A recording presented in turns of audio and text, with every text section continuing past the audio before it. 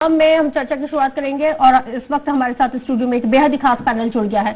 आइए तारुफ आपका करवा देते हैं। इस वक्त हमारे साथ कांग्रेस के स्पोक्स पर्सन फिरोज सिद्दीकी जुड़ गए हैं। फिरोज जी बहुत स्वागत है।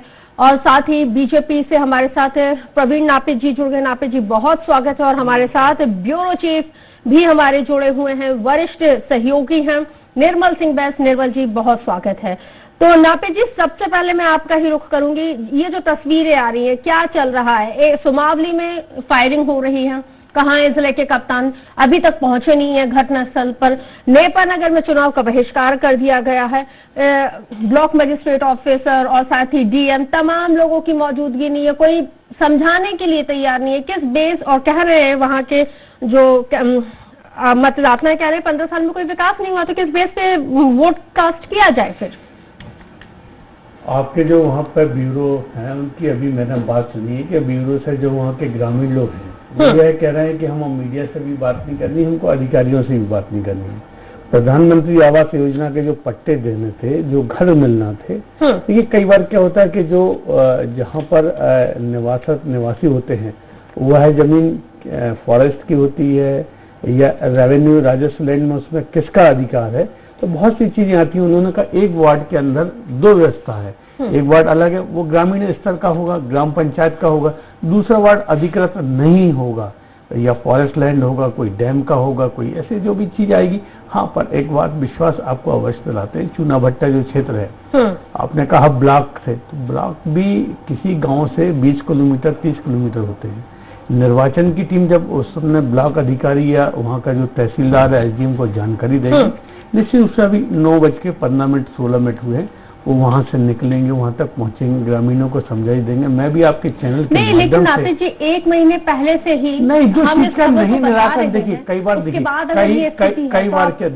कई बार ऐसा होता है कि जो जमीन की या जो जिस तरह से बात की जाती है सरकार के हाथ में वो चीजें नहीं रहती है। कई बार आपने देखा होगा पीडब्ल्यूडी एमपीडब्ल्यूडी या एनएचई की जो सड़कें होती हैं उनको रोक दिया जाता है, एनजीटी की परमिशन ली जाती है, फॉरेस्ट की ली जाती है, बहुत सी चीजें होती है पर्यावरण की। तो हम अपने राजनीतिक रसूख के लिए या राजनीतिक के लिए कोई बिना परमिशन के हम कैसे दें? उन्होंने कहा ना एक वार्ड के अंदर दो स्थिति है, एक वार्ड में पूरा उनको सब रसोई, दूसरा नहीं मिले, तो हमको ये भी तो जानना होगा ना कि वो फॉरेस्ट की लैंड है, कोई डैम तो नहीं है, कोई वहां पर ऐसा चीज नहीं जो हम नहीं दे सकते, और नहीं दे सकते तभी तो नहीं कहा होगा, वरना तो लोक लुभावन भाव से कई बार किसी के लिए भी कोई भी कर देता है। दूसरी बात सुमावली की बात की तो प्रशासन वहां पे चुनाव आयोग की आचार संहिता लगी, सरकार कलेक्टर है वहां पर, सरकार एसपी है वहां पर, निश्चित रूप से एक पोलिंग मतदान पर यह भी अभी बात आई है, एक गोली चली है सर के बगल से निकल के गई है, छू के निकल गई। अब उसमें चुनाव आयोग, हम तो बंदे हैं, कांग्रेस के लोग कहते हैं कि भैया ये यहाँ के अशोकनगर को कलेक्टर को हटाओ, इसको हटाओ, चुनाव आयोग हटा देता है। दूसरी बार उस प्रदेश के कमलनाथ जी को हटाता है तो कहते हैं कि संविधान की धज्जियां उड़ी, कलेक्टर कमिश्नर इन सबको हटा दोगे तो संविधान ठीक है, और दूसरा आप कोई गलत काम करो वही चुनाव आयोग कोई अगर दूसरा डिसीजन देता तो कहते संविधान की धज्जियां उड़ गई हैं। और कांग्रेस के प्रवक्ता ऐसी भाषा का उपयोग करते हैं जो संविधान की धज्जियां उड़ाने वाले के खिलाफ, इन्हें चुनाव आयोग के खिलाफ उन्होंने ऐसी ऐसी बातें कही हैं जो नहीं कहना चाहिए। तो ठीक है, उस समय आएगा, गोली चली है, उस समय अभी तय तो नहीं हुआ कि कांग्रेस या बीजेपी। हमने तो रश्क जी वही भिंड है, वही मुरैना है जहां पे मत पत्र लूट लिए जाते थे, शाम तक आते नहीं थे, और पंजा के ऐसे करके आदमी जीत के आते थे जिनको जनता ने वोट ही नहीं दिया। तो धीरे धीरे बागी क्षेत्र है, वहां तो डकैत हुए थे, यही नहीं कि दिग्विजय सिंह के साथ रामनिवास रावत मंत्री थे, कहते थे बंदूक उठा के जाऊंगा मैं। तो ये सब चीजें हमने बागी वहाँ के धीरे धीरे तमाम सब चीजों को खत्म किया है। एक तो आई है बात, कार्यकर्ताओं पे आरोप लग रहा है कि फायरिंग की, और ये यहाँ पे आपके सामने उन्होंने कहा है वह किस दल के हैं, वह बीजेपी, आपने खुद पूछा कि वह बीजेपी के, कांग्रेस का नहीं, अभी कोई तय नहीं हो पाया ये कांग्रेस के हैं बीजेपी। फिर आपने पूछा कि वो मतदान हुआ है, जो घायल शख्स है वो क्या कोई कार्यकर्ता है? उन्होंने कहा नहीं वोट कास्ट करने के लिए, तो उन्होंने ये कहा कि जानकारी जुटाई जा रही है। तो आ जाएगी, घायल शख्स है आ जाएगी, वहाँ प्रशासन पहुँच जाएगा। चुनाव आचार संहिता है, हम लोग के हाथ बंधे हैं। फिरोज जी देखिए, कहीं ना कहीं जो है भारतीय जनता पार्टी ये इन चीजों में सामने नजर आ रहा है कि भारतीय जनता पार्टी सारे दबाव के रास्ते हथकंडे अपना रही है चुनाव जीतने के लिए। और मैं कामना करता हूं कि आगे ऐसी घटनाएं नहीं होंगी। और जब कांग्रेस ने वहां शिकायत की थी सुमावली में कि इसको पूरी विधानसभा को अति संवेदनशील घोषित किया जाए, इसके तो कुल 195 बूथ ही उन्होंने अति संवेदनशील प्रशासन ने किए, बाकी के छोड़ दिए। और आज उसकी परिणति है कि ये देखने मिल रहा है।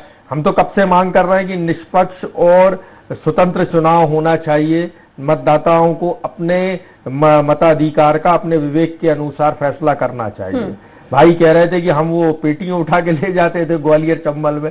अरे आपकी जो ईवीएम आई है ना, वो ईवीएम तो वो पेटी उठा के ले जाते तो वो चोर दिखता था कि भाग रहा है। ईवीएम चोरी करती है तो पता ही नहीं चलता है। पूरे देश में अगर आप मैंडेट मिला था तब तो आपने ये नहीं, अभी 4 बजे तक ये सबकी बैठक होगी, 2 बजे, और 2 बजे पीसीसी में प्रवक्ताओं की बैठक के बाद 2:30 बजे से यही चालू हो जाएगा कि साहब हम तो कांग्रेस को वोट डाल लेते हो, वोट पड़ रहा था बीजेपी। नहीं, तो वो क्या है, आपके लोगों को जब डेमो दिया जा रहा है अटेर में तो मीडिया के सामने, चीफ इलेक्शन कमिश्नर के सामने जो बटन दबा रहे थे वो फूल दे रही थी वीवीपैट मशीन। ये तो सामने देखा है ना पूरे देश में, जहां भी ईवीएम की शिकायत आती है तो हाथी दबाओ, साइकिल दबाओ, पंजा दबाओ, झाड़ू दबाओ, तो निकलता क्या है, बोले कमल का फूल। अरे भाई ये भी होना चाहिए ना कि कमल का फूल दबा रहे हैं तो पता चला पंजे का वोट निकल रहा है। ये पूरे देश में ऐसा मुझे कहीं कोई उदाहरण नहीं देखने मिला। निर्वाचन आयोग ने सभी सर्वदलीय बैठक बुलाई थी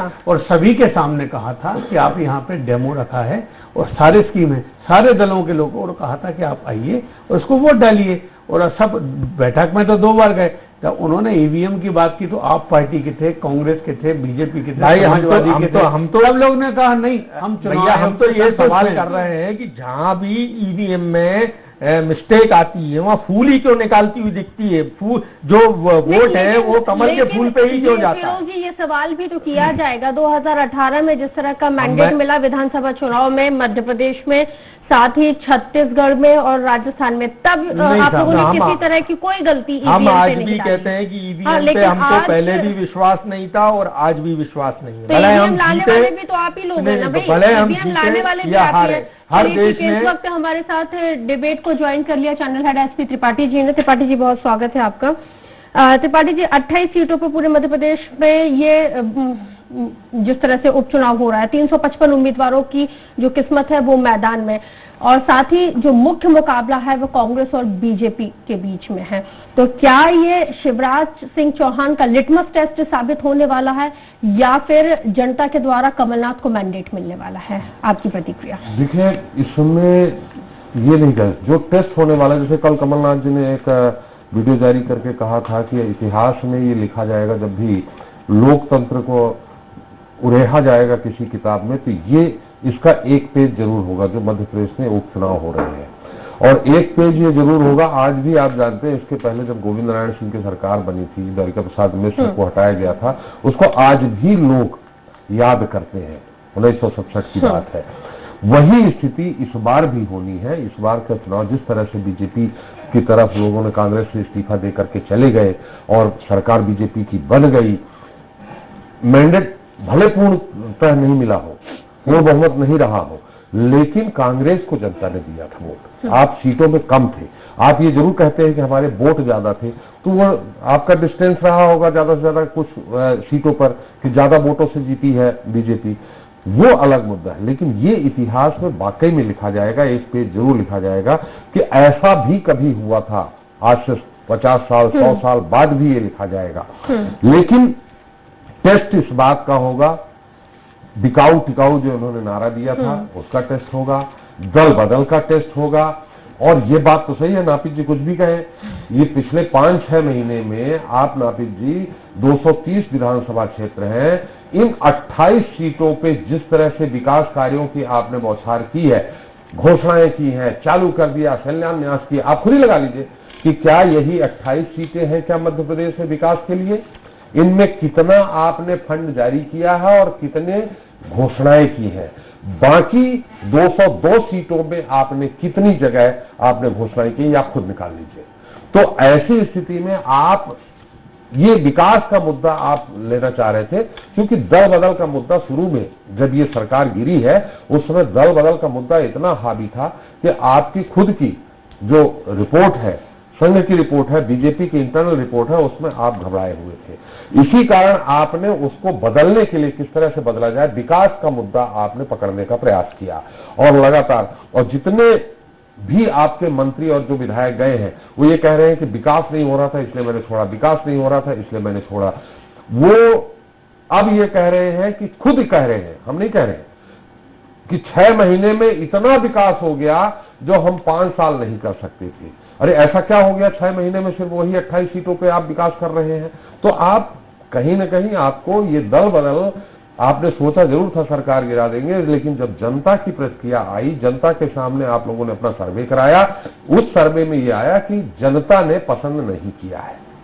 अभी भी देखिए, हो सकता है आपका विकास का मुद्दा आगे आ गया हो, दल बदल का मुद्दा पीछे चला गया हो, लेकिन ये नहीं कहा जा सकता है, अप्रत्याशित रिजल्ट भी आ सकते हैं।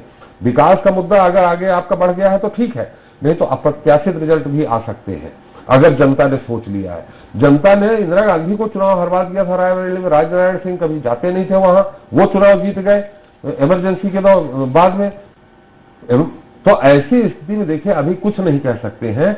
अगर कांग्रेस ने सही ढंग से ये जनता के बीच में प्रेजेंट कर दिया होगा कि हम 35 करोड़ का मुद्दा, अब ये कौन जानता है 35 करोड़ है या सिर्फ सिंधिया जी के कारण दल बदल के गए, ये अलग मुद्दा है। लेकिन जो शुरू से कांग्रेस इस मुद्दे को लिए रही कि 35 करोड़ में बिके हैं, चाहे दिग्विजय सिंह जी हो चाहे कमलनाथ हो, इन लोगों ने जो 35 करोड़ की बात कही, अगर वो जनता तक उनके मन में पहुंच गई तो अप्रत्याशित परिणाम भी आ सकते हैं।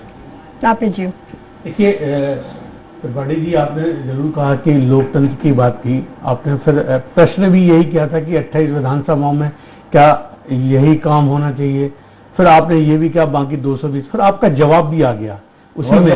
नहीं, जवाब ये आ गया कि हाँ हमारा जो विकास था इतना विकास हो गया कि 5 साल में नहीं हुआ। एक बात अब मुझे हम कह रहे हैं, हाँ तो मैं बता रहा हूँ ना, मैं बता रहा हूँ ना, केवल 28 पे ही आपने फोकस किया। हाँ मैं बता रहा हूँ ना आपको भाई, जब आपको जो व्यक्ति लगता है कि ये दल बदल करके, लोकतंत्र में क्या इस्तीफा देना अधिकार नहीं है क्या? आपने तो कह दिया 35 करोड़ का, आपने ये नहीं मालूम कि लोकतंत्र में इस्तीफा देने का भी अधिकार है। लोकतंत्र में जब किसी की नहीं सुनी जा रही थी तो उन्होंने इस्तीफा दिया, इस्तीफा देने के बाद उनको जो दल अच्छा लगा, हमको तो विपक्ष में बैठने का मौका मिला, आपने कहा कि आपको सरकार कांग्रेस की बनी, हमने स्वीकार किया।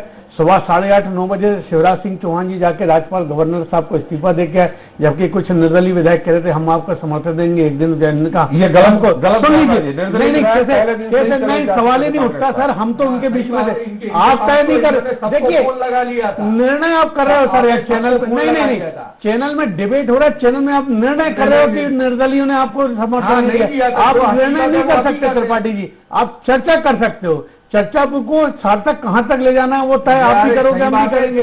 आप निर्णय आपने कर दिया, आपने कैसे निर्णय, एक मिनट मेरे को बोलने दीजिए, आपका जब 7 बजे कह दिया था, मेरे तो बीजेपी कार्यालय में 5 निर्दलीय लोग थे, अन्य लोग थे, कैसी बात कर रहे हो आप? कैसी बात? आप नहीं कहेंगे, आप 5 निर्दलीय कहां से हो गए? 4 थे, एक और अन्य था वो अपना पत्र ले रहे थे कि आपके कार्यालय हम बता रहे हैं, बातें करते हैं, आप सुन लीजिए जरा। अरे भैया कैसी बात का, वो अपना हेलीकॉप्टर से बुलाए थे, अरे 4 दिन तक वो हमारे यहीं थे। अरे कहाँ 4 दिन तक थे भाई, कैसी बातें कर रहे हैं आप? अरे अच्छा ठीक है, आपके नापित जी यहाँ आपको मैं रोकूंगा, आप ये गलत कह रहे हैं। नहीं देखिए ये आप जजमेंट दे रहे हो, आप अदालत थोड़ी हो सकते हो। सुनिए ये आप जजमेंट है, वो फैक्ट है, जो फैक्ट है, जो 4 हैं वो चुनाव हो गया, टिकट नहीं, आज जनता को वो जीते हैं। आज चुनाव है, जनता को अपना आशीर्वाद देना है, चाहे वो कांग्रेस को देंगे, बीजेपी को देंगे, बीएसपी को देंगे, समाजवादी को देंगे, जनता तय करेगी। अब आज जो वो 35, उनके पास तो कोई विकास की बात नहीं थी, एक ही मुद्दा था 35 करोड़, उन्होंने ये भी नहीं बता पाए कि हम 15 दिन में हमने क्या किया क्या नहीं किया। तो ऐसा ही जब कह के कोई जाता है, कोई आप 15 महीने में कैसे नहीं कहोगे? आपने दुनिया के व्यापम से लेकर तमाम आपके पास की थी, आपने वो नहीं किया, तमाम जो भी आप कर सकते थे वो, आप कोई भी बात लेके जाते थे, आप कहते थे हमारे पास पैसा नहीं है, बजट नहीं है, तमाम बातें कहते थे। तो अब वो बात कहने की बात चलेगी। आज क्या है, चुनाव का दिन है, जनता अपने मत का प्रयोग करेगी, वो किसको देना? जनता का आशीर्वाद है। अब क्या रहे चुनाव तक मुद्दे, क्या नहीं रहे, ये सब गौण हो गया। आज चूंकि मामला है दो चीजें, एक कमलनाथ जी सामने खड़े होंगे, दूसरे शिवराज जी, जनता तय कर लेगी।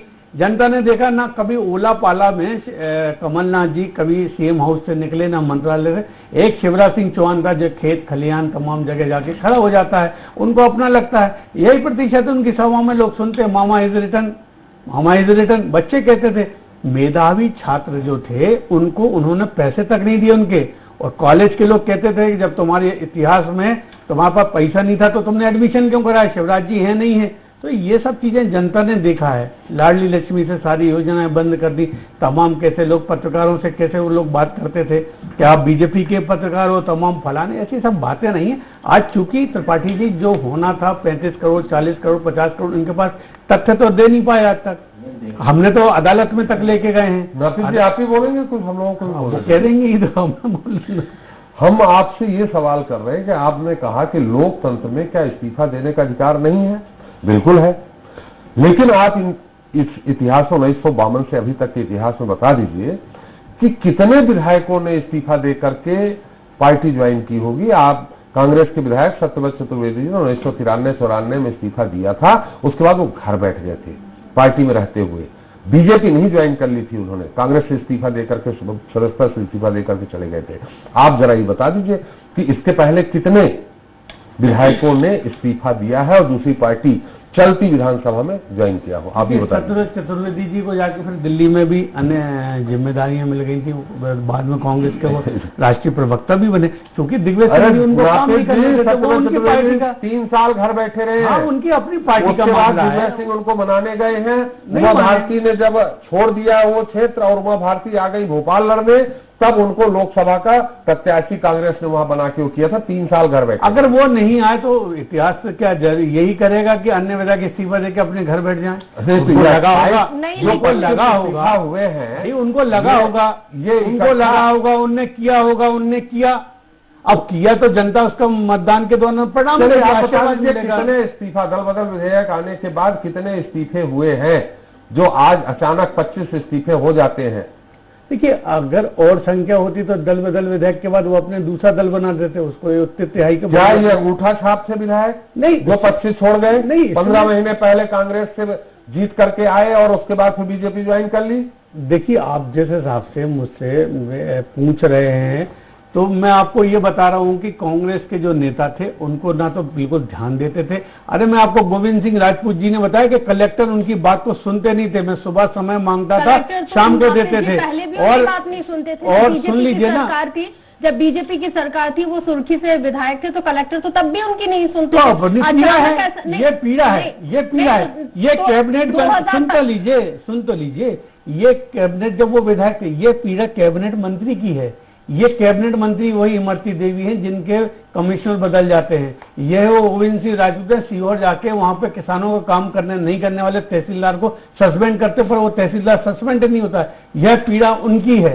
ये पीड़ा के बाद जो कांग्रेस के जो स्टार प्रचारक थे ज्योतिराज सिंधिया जी, जब वो कहते हैं कि शिक्षकों का काम करना चाहिए, तमाम लोगों का काम करना चाहिए, तो उन्होंने कहा कि ठीक है, आप उनके साथ आ जाइए। मुरैना में जब उनकी चुनावी सभा चल रही थी, संबोधित कर रहे थे, जब अतिथि शिक्षक और विद्वान और संविदा कर्मियों ने जब उनसे रेगुलराइजेशन का सवाल किया था ना, तो उन्होंने ध्यान भी नहीं दिया था और इशारों में शांत करा दिया था। ये तस्वीरें भी सामने आई थी। तो कम से कम इस तरह की बातें तो मत कीजिए। किस तरह की करें आप बता दें मुझे। नहीं, मैं ये मुझे आप बताइए। चलिए, नहीं, आप मुझे ये बताइए, आज मतदान का दिन है, 28 विधानसभा में मतदान हो रहा है। मुझे आज क्या करना चाहिए? चैनल पर बैठ के नहीं कोई घोषणा करनी चाहिए क्या? नहीं, मुझे बता दीजिए। आप बोले इस टाइप की बातें नहीं की, तो मुझे आप ये बताइए। अरे मुझे आप जब एक तो आप बोलने नहीं दे, मैं त्रिपाठी जी की बात का जवाब दे रहा हूँ, फिर आप एक नया प्रश्न करें, फिर वो कहते हैं कि आप ही आप बोलोगे, तो तय कर लो कि मुझे कितना बोलना है, कि आपको कितना तय करना है। नहीं, ऐसा नहीं होता। आप तो मैं ये कह रहा हूँ, लोकतंत्र में अधिकार है विधायक को इस्तीफा देने का। हम में मादा था, हमने अपनी पार्टी में उनको लिया और जाके जनता के बीच में मैदान गए। हमने ऐसा नहीं किया कि शरद कोल नारायण त्रिपाठी को बगल में बैठा के फोटो सेशन कराए। तब भी उस दिन मैंने चैनल में कहा था कि कांग्रेस के अंदर मादा हो तो नारायण त्रिपाठी का इस्तीफा लीजिए और कांग्रेस से टिकट दे के आइए, जैसे संजय पाठक अन्य लोगों के साथ हमने किया, नहीं कर पाए। 4 महीने बिठा के रोज फोटो खिंचवाते रहे और लोगों को बताते रहे प्रशासन को कि अब हम है ना मैंडेट के अंदर हैं और हमारी चलनी चाहिए। अगर आप इतना लंबा बोलेंगे तो फिर हम लोगों को एडजस्ट करना पड़ेगा। मिथुन जी कल एक मिनट रख लीजिए, इनने कहा फोटो सेशन की बात कही है, इसलिए मैं इनका जवाब दे दूं। बंगलौर की होटल से फोटो सेशन नहीं, क्या भेजा जा रहा था? क्लिप्स, फोटो भेजी जा रही थी, लेके पूरे सबको बिठा के। बंगलौर में एक भी कांग्रेस का विधायक था क्या? आपके थे, अरविंद भदौरिया जी थे, उमाशंकर गुप्ता जी भी थे, आपकी सरकार है कर्नाटक में, इसलिए उनको एंट्री नहीं मिली। नहीं, नारायण त्रिपाठी विधानसभा की बात कर रहा हूं, जब उन्हें तो खुलेआम विधानसभा में दिया, तो हमने क्या कर दिया? हमने फोटो के पाप कर दिया क्या? हाँ, तो फिर आप कहना कि हमने, अगर वो फोटो वो खिंचवा सकते तो शुरुआत तो उन्हीं ने की थी। आपने अरे हमने कोई नहीं, सरकार इतनी अच्छी चल रही थी, शुरुआत तो उन्हें की, जब शुरुआत उन्होंने की थी खत्म हम करेंगे। और लगातार अभी इस्तीफे, अपना कुनबा देखें, अपना घर संभालें, किसने रोका है? और आप बताइए, अभी तो प्रियंका जी तमाम लोग सब चुनाव में प्रचार के लिए आने वाले थे, कहाँ आए? कोई भी नहीं आया। कहाँ आप लगे? मोदी जी और अमित शाह? नहीं, हमने कभी नहीं कहा था मोदी जी आएंगे, ना अमित शाह, हमारे स्टार प्रचारकों की सूची में नाम ही नहीं है। उत्तर तो मिथुन जी देंगे, जवाब दीजिए। कई गंभीर आरोप यहाँ पे लग गए हैं, किस तरह से देख रहे हैं? कितने आश्वस्त हैं आज के दिन? देखिए, आश्वस्त तो जनता ने किया, जिसे आज कोरोना काल में लाइन में लगना पड़ रहा है। भारतीय जनता पार्टी के नेता जिन्होंने कहा, कई सारे इनके इलेक्शन जहां हो रहे हैं बिहार और मध्य प्रदेश में, कहा कि हम कोरोना का टीका लेकर के आएंगे अगले साल संभवतः। तो अगले साल यदि कोरोना का टीका आ जाता तो अगली बार जो जनता, अगर इस मध्य प्रदेश में इन्होंने खरीद फरोख्त करके लूट खसूट की सरकार नहीं बनाई होती, तो अगली बार जनता 2023 में वोट दे रही होती। उनको इस कोरोना काल में अपने घरों से निकल करके इतनी बड़ी रिस्क नहीं लेनी पड़ती, उन कर्मचारियों को भी नहीं लेनी पड़ती जिनकी जिम्मेदारी चुनाव की 2023 में आती है। खैर, हमारे साथी ने एक बात कही कि 3 विधायकों को हमने खरीदने की कोशिश की, हमने, वो कांग्रेसी मानसिकता के हो गए उन्होंने। कांग्रेस ऐसा कुछ नहीं है, उन्होंने सरकार से जाकर के कुछ मांगे की थी, जो कि लोकतांत्रिक अधिकार एक विधायक का होता है। आपके लोगों ने भी किया है, और यदि आपको लगता है कि वो कांग्रेसी हो गए तो काहे के लिए आप उनको अपनी पार्टी में रखें? उनको निष्कासित करिए पार्टी से, उनके ऊपर कार्रवाई करिए। वो आप करेंगे नहीं। आज भी उनको आप अपने 107 विधायकों के अंदर गिनते हैं। बहुत बातें की गई कि हमारी सरकार से असंतुष्ट लोग थे, इसलिए ये कैसा संयोग है साहब? जनता इस बात को समझती है कि हमारी सरकार से 22 सिंधिया समर्थक विधायक तब असंतुष्ट होते हैं जब सिंधिया जी को राज्यसभा में जाने के लिए भारतीय जनता पार्टी के टिकट की जरूरत पड़ती है। ऐसे जो समझौते हैं, ऐसी जो बैकडोर डील्स होती है, जनता उसको बहुत अच्छे से जानती है। भारतीय जनता पार्टी की ये आदत पुरानी रही है और लोकतंत्र खत्म करने का नया तरीका आ गया। आप वोट किसी को भी दें, आप आम आदमी की पार्टी की सरकार बना लीजिए, आप इनकी सरकार बना लीजिए। आप छत्तीसगढ़ में देख रहे हैं क्या हो रहा है, आपने कर्नाटका में देखा, आपने राजस्थान में देखा इन्होंने क्या प्रयास किया, आपने मणिपुर में देखा। किसी की भी सरकार हो, सरकार तो साहब भारतीय जनता पार्टी बनाएगी, पलटा करके बनाएगी। तमाम एग्जाम्पल आपने यहाँ पे दे दिए, और इन एग्जाम्पल का कंक्लूड अगर हम करते हैं तो एक ही बात मतलब बहुत प्रोमिनेंट तरीके से वो निकल के आती है कि जितने जाते हैं वो कांग्रेस पार्टी से ही जाते हैं, अन्य दलों से तो नहीं जा रहे। और भाई आप लोग अपनी पार्टी के नेताओं को, कार्यकर्ताओं को क्यों एकजुट करने में, साथ के रखने में क्यों नाकाम है? जब आप लोग देख रहे हैं कि हर फोरम पे नाराजगी सामने निकल के आ रही है। देखिए, ऐसी बात नहीं है कि कांग्रेस पार्टी के ही लोग जाते हैं। मध्य प्रदेश में क्योंकि 2 दलीय व्यवस्था है, इसलिए आपको ये महसूस हुआ होगा। जहां राजस्थान में क्या हुआ था? सचिन पायलट कहाँ चले गए? राजस्थान में भी 2 दलीय ही व्यवस्था है। जहां 2 दलीय व्यवस्था है वहां की बात अलग है। कर्नाटक में आप जाएंगे तो वहां दूसरे उदाहरण आपको मिल जाएंगे, तेलंगाना में जाएंगे वहां दूसरे उदाहरण मिल जाएंगे। खैर, मैं यहाँ बात ये कहना चाह रहा हूँ कि आप जो कह रहे हैं कि जो लोग बिक गए कांग्रेस, जो बिक गया वो कभी कांग्रेसी नहीं हो सकता। वो भाजपा में जाएगा, भाजपा में उसका स्थान सुरक्षित है। ऐसे लोगों को भाजपा प्रश्रय देती है। मेरा निवेदन केवल ये है कि जिन लोगों ने ये बात कही कि सिंधिया जी हमारे महानायक है, सिंधिया जी का अपमान हो रहा है, पहले सिंधिया जी का अपमान था, फिर वो बात विकास पे चली गई, फिर राहुल गांधी जी पर चली गई। पहली बात तो 10 दिन में हमने उस कर्ज माफी का ऑर्डर निकाला। दूसरी बात, अगर आप उस ऑर्डर से कन्विंस नहीं थे, 11वें दिन आपने इस्तीफा क्यों नहीं दिया? बताइए। 11वें दिन यदि आप इस्तीफा देते तो आपकी बात सही होती कि हम उस कर्ज माफी से, आपने 1 साल बाद हमारी सरकार बनी, उसके 6 महीने बाद आपने लोकसभा चुनाव उस पार्टी के खिलाफ लड़ा जिस पार्टी के साथ आप लोग हैं। 2018 में हमारी सरकार आई, 2019 में लोकसभा के चुनाव इन्हीं 22 सिंधिया समर्थकों ने कहा था कि सिंधिया जी भारतीय जनता पार्टी के खिलाफ लड़ रहे हैं। इन्हीं गोविंद सिंह राजपूत ने कहा था कि मैं नाम लेके बोलता हूं नरेंद्र मोदी चोर है, और ऐसे लोगों को आज भारतीय जनता पार्टी मंत्री बनाकर ऐसी मजबूर स्थिति में आ गई है, जिस मजबूरी का जिक्र इनके पूर्व मंत्री अजय विश्नोई जी ने भी किया है कि शिवराज सिंह जी आज एक मजबूर मुख्यमंत्री हो गए हैं। शिवराज जी ने विष पी करके इस मंत्रिमंडल का गठन किया है, ये उन्होंने स्वयं ने स्वीकार किया है। जब इस तरीके की सरकारें बनती है तो जनता समझती है ये केवल समझौते की सरकार है, मौका परस्ती की सरकार है, और जनता का जो लोकतांत्रिक अधिकार जिसको छीना गया है, उस लोकतांत्रिक अधिकार को वापस लेने के लिए आज इस कोरोना काल में जनता आतुरता से लाइन में खड़ी हुई है। ठीक है, आपने अभी जिक्र किया कि अगर इन लोगों को ये लग रहा था कि किसानों का कर्जा माफ नहीं किया है, जो मैन्युफेस्टो में जो वायदे किए गए थे, तो 11वें दिन इन सब लोगों ने इस्तीफा क्यों नहीं दे दिया? ब्रेक पे जा रहे हैं, उसके बाद मैं आपसे सवाल करूंगी कि फिर 11वें दिन के बाद आप लोगों ने मंत्रिमंडल का विस्तार किया, तो ऐसे ही लोगों को क्यों कैबिनेट में शामिल किया गया?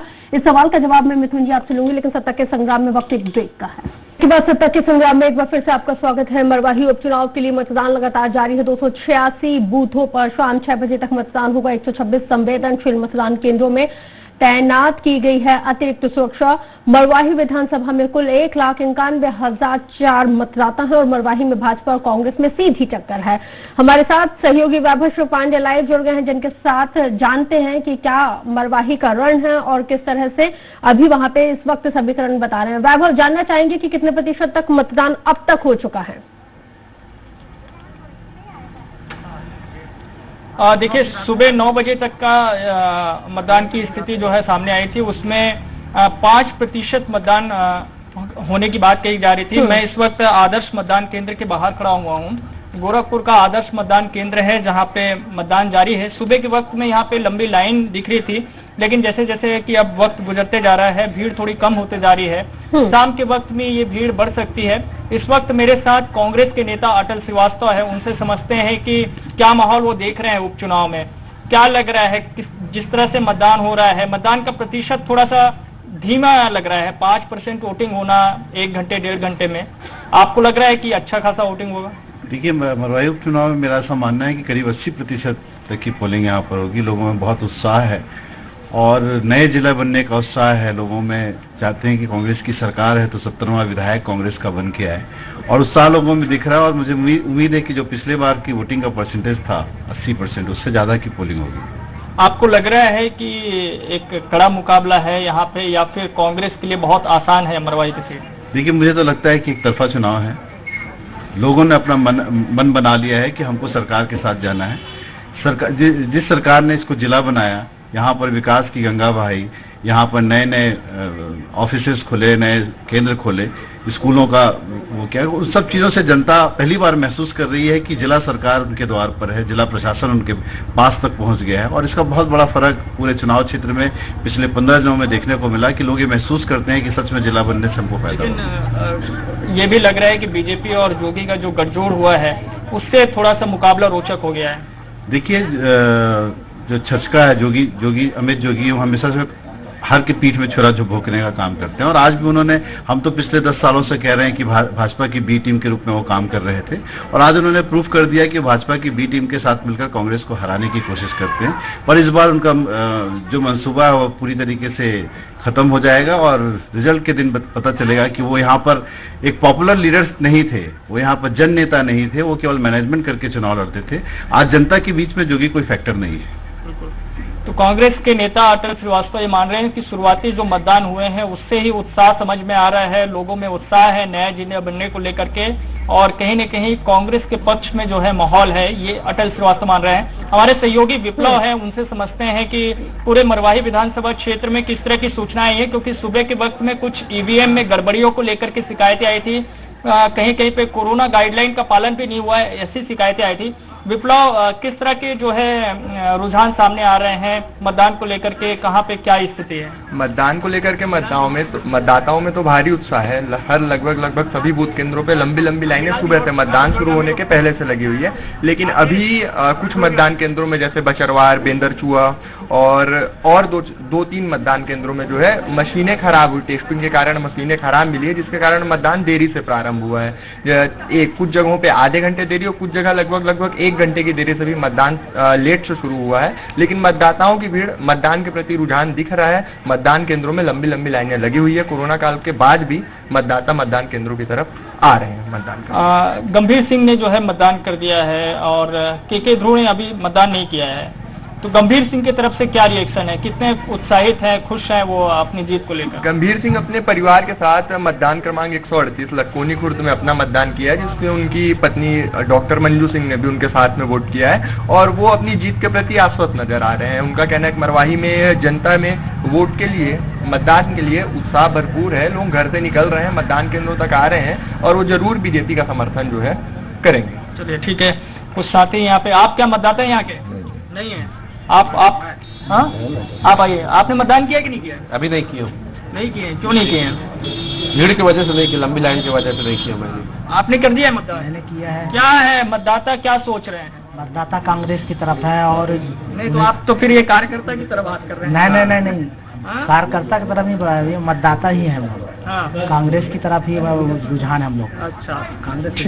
ठीक है, तो ये मतदाताओं ने जो है मतदान कर दिया है और ये पीछे की एक लाइन में दिखा रहा हूँ, अभी ये लाइन छोटी हो गई है। आप लोग थोड़ा सा हट जाइए।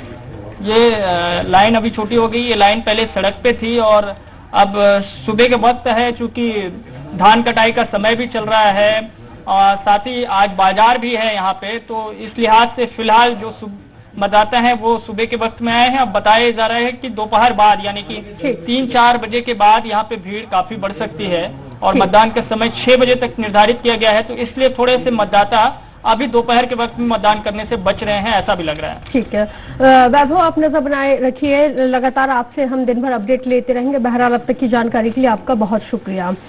नापित जी, इस उपचुनाव में आपके 14 मंत्रियों की साख दांव पर है और अगर हम इतिहास देखते हैं तो 2010 में, माफ कीजिएगा, 2013 में आपके जो मौजूदा मंत्री थे, उस वक्त तत्कालीन मंत्री थे, वो 10 थे जो हारे थे चुनाव में। और फिर अगर हम बात करें 2018 के चुनाव की तो 13 मंत्री हारे थे। क्या लग रहा है कि इस बार इस उपचुनाव में ये जो 14 मंत्री गए हैं जिनकी साख दांव पर है, क्या ये मिथक टूट पाएगा? 2 पूर्व हो गए, मैं तुलसी सिलावट और गोविंद सिंह राजपूत। जी बिल्कुल टूटेगा।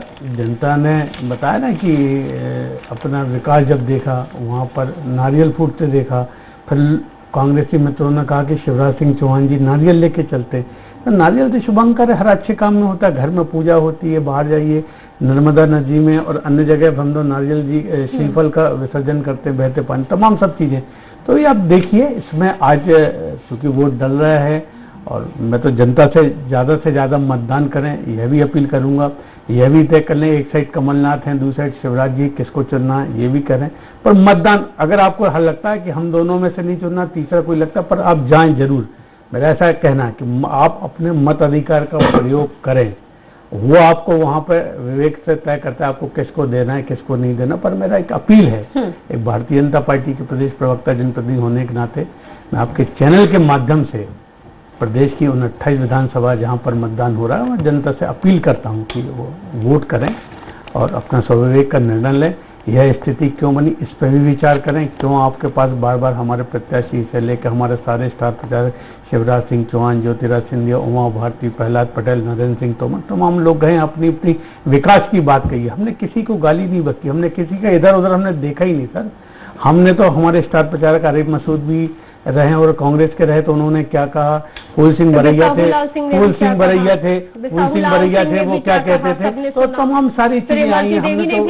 हाँ, विकास की बातें हमने कही है, जनता के बीच में हमने कही है, अपनी बातें आई हैं। तो अब सब चीजें देखे हैं, उसमें क्या होता है क्या नहीं होता है। जनता को मैं पुनः शीश नवा के प्रणाम करता हूँ और बोलता हूँ, तय आपको करना है। ये 28 लोगों ने त्याग दिया, लोग तो मतलब पार्षद का नहीं देखते, तो बहुत कड़ा निर्णय था। और जब मान सम्मान स्वाभिमान पर निर्णय आता है, जनतंत्र के लिए त्याग है, लोकतंत्र के लिए, लोकतंत्र जनतंत्र के लिए तो त्यागा ही त्याग है। जब आप ये देखिए, एक जनप्रतिनिधि कहीं जब काम करता है, उसका मान सम्मान अपमान, लगातार अपमान, लगातार अपमान, चलो चलो हो गया। जिस बिसाहू लाल जी की आप बात कर रही हैं रश्क जी, जनता का सम्मान कुछ नहीं, रश्क जी, जनता का सम्मान कुछ नहीं, जनता के लिए क्या, जनता से हम जो किए हुए वादे जब पूरे नहीं हो रहे थे, रेफरेंडम करवा लेते आप जनता के बीच में एक बार रेफरेंडम करवा लेते, पार्टी के अंदर उन्होंने अपनी बात कई बार कई पार्टी के प्रदेश के जो प्रभारी आते थे उनके सामने बात की, और उसका नतीजा लोकसभा का चुनाव देखने को मिला कांग्रेस को, उसी का नतीजा रहा। दूसरी बात, आप जनतंत्र सुन तो लीजिए, आप ही के सवालों का मैं जवाब दे रहा हूँ। जब आदमी जाता है कहता है कि ये पटवारी काम नहीं कर रहा, इसका ट्रांसफर होना चाहिए नहीं, और तहसीलदार का ट्रांसफर, सीहोर में तो तहसीलदार था, वहां तो गोविंद सिंह राजपूत की कोई विधानसभा नहीं थी, वो तो मंत्री का अधिकार होता है इमीडिएटली जाए और वहां पर मुआयना करे, उसने किया, वहां पर गलत पाया, उसके बाद शासन ने नहीं किया क्योंकि वो गोविंद सिंह राजपूत ने किया था, इसलिए नहीं किया, उन्होंने खुल के बोला। अब आप देखिए, आपने कहा कि जीत के आएंगे, नहीं है ये, फिर अहंकार, अगर मैं कहूंगा आज जनता का आशीर्वाद चाहिए उनको, आज जनता आशीर्वाद देगी। आज मैं कोई भी प्रेडिक्शन नहीं दी। देखिए, आपके कहने का मतलब ये है कि लोकतंत्र के लिए ये फैसला लिया गया, क्यों नहीं एक जनप्रतिनिधि, अरे एक पार्षद सुनता है, रश्क जी सुन तो लीजिए, जब उसका कमिश्नर नहीं सुनता, महापौर नहीं सुनता, जाने से पहले एक बार रेफरेंडम करवा लेते, इसी रेफरेंडम पर चर्चा लगातार जारी रखेंगे। हम रुक रहे हैं एक ब्रेक के लिए।